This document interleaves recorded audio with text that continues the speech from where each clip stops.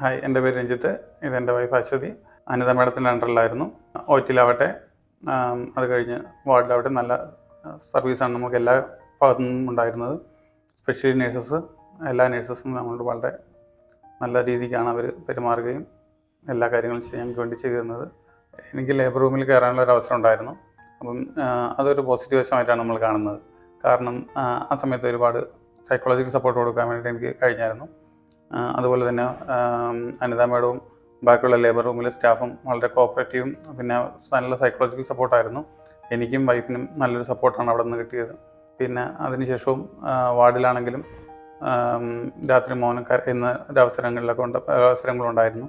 അപ്പോൾ ആ അവസരങ്ങളിലൊക്കെ ഞങ്ങളുടെ സ്റ്റാഫ് ഓടി വരികയും ബാക്കിയുള്ള എല്ലാ കാര്യങ്ങളും ഞങ്ങൾക്ക് ചെയ്തിട്ടുണ്ട്. അതൊരു നല്ലതായിരുന്നു. സ്പെഷ്യൽ നഴ്സിംഗ് സ്റ്റാഫിന് അതുകൊണ്ട് ഞാൻ വളരെയധികം താങ്ക്ഫുള്ളാണ്. ബേസിക്കലി ഞങ്ങൾ രണ്ടുപേരും നഴ്സുമാരാണ്.